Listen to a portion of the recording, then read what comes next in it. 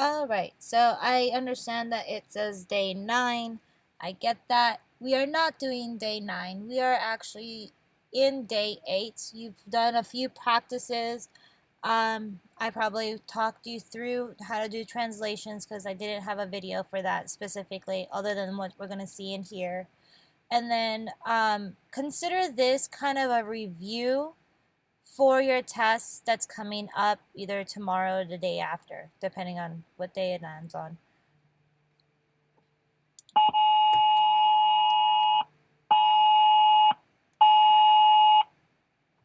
And I apologize for that. Apparently, someone is being kidnapped. There was an Amber Alert. Not here, it's in LA. So moving on. So, introduction. Having discussed what transformations are, it is always necessary to practice how to carry them out. We will apply the concepts and the properties of each transformation to on a graph paper. We will also try to identify the sequence of transformations used to arrive at the image. So, vocabulary to kind of review. Transformations. This refers to a change in shape and position of an image from one form or location to another. Transformations does not mean that you are making it bigger or smaller. It's just moving it. Your size stays the same. We are going to talk a little bit about perpendicular lines. So they are lines that intersect each other at 90 degrees. And parallel lines, you guys should know those. Those are the ones that are never going to intersect. They are separated by the same distance along their length, hence they do not meet. Alright? Sorry. Pause the video. Don't yell at me. Pause the video. I'm going to change it in 3, 2, 1. Alright, translations is given a figure, we can determine its image under translation is the direction of translation is shown. We will be demonstrating that by an example. So that's if I have a, demonstrate right here. It would move down and over, and I would write demonstrate down here. It wouldn't change how it looks, it's just in a different location.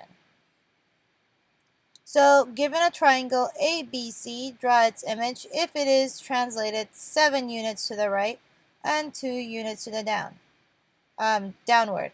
Label the image as A, B, and C. So it would look like this. So here's A, B, and C. They want me to translate it 7 units to the right and 2 down. So you do each one separately. So we're going to move A 7 units to the right. That means I moved 1, 2, 3, 4, 5, 6, 7 to the right. And then we moved 1, 2 down. So we're going to put A prime. Then we're going to do the same thing for the other two. So B, we would move 7 to the right and 2 down and write my B prime. And C, we would move 7 to the right and 2 down and write my C prime. Then I would connect all my dots. Notice how this triangle and this triangle are the same size. So it goes over 1, 2 with a little bit, and this one goes over 1, 2 with a little bit. So if I took the distance between every point, it would be the exact same. And that is all you have to do with translations. Translations are the easiest when it comes to your transformations. So I would copy this entire example down. Please make sure to copy down the arrows. I would suggest doing it in a different color, kind of like what I did, so that you guys can see the difference. Does it have to be 100% perfect? I would prefer it, but if not, it's no big deal. It will be on the test though. Pause the video. We'll be changing in 3, 2, 1. So rotations. To draw an image of an object about rotation, we first establish a center of rotation. So that's that one point where we're going to be rotating it from. Then connect all the vertices to it. Then draw arcs whose radius is equal to the distance from the center of the rotation. So the center angle of the arcs must exceed slightly to the angle or rotation given. We will then measure the angle given from the line of the center of rotation, then locate the no. Alright, so I'm not sure if you guys can see it, but here is my point of reflection. So I'm going to basically put your pencil right there. You're going to take your tracer paper. You're going to trace this guy. And then you're going to move your tracer paper 90 degrees clockwise. So you're going to move your paper over one section. So again, you should be doing tracer paper for this.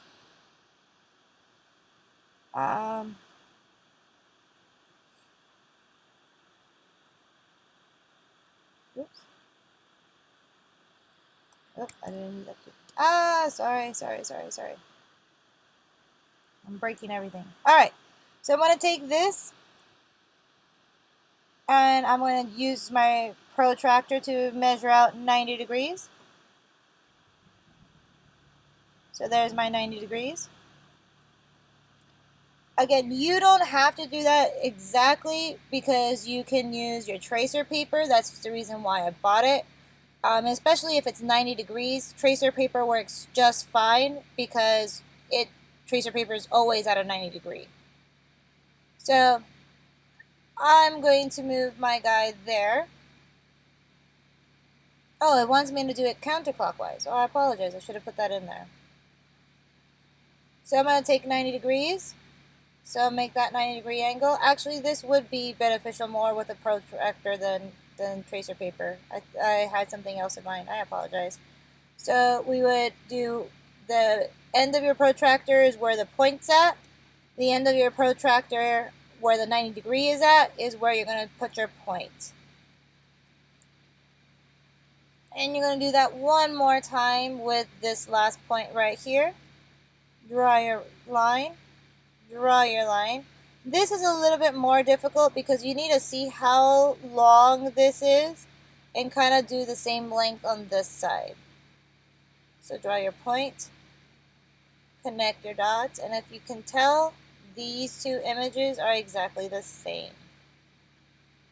Alright, so it's basically just finding how long you need to do it and then doing it on the same spot. So I probably, for this one, I would have put my dots somewhere on this side and then measured this.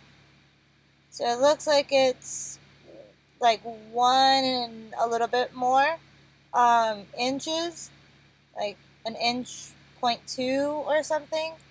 And I would put my dot somewhere over here and then measure this line. So I probably would make it this line longer and then just erase it until it's to the spot that I need it.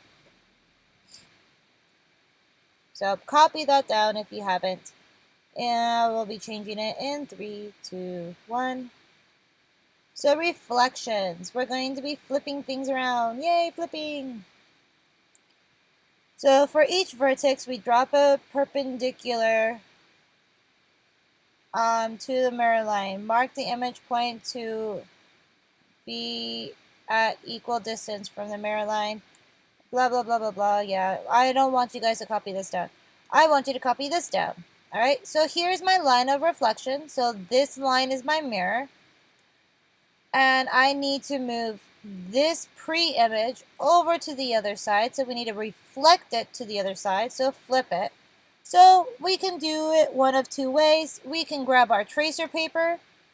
We can draw this line of reflection on the tracer paper. We can draw this guy on the tracer paper and then just fold it over. That's the cheating way. Or you can do it this way, where we're going to figure out the distance, kind of like what we did with translations.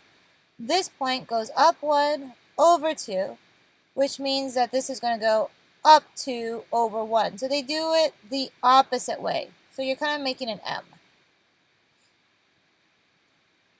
And I would draw my point.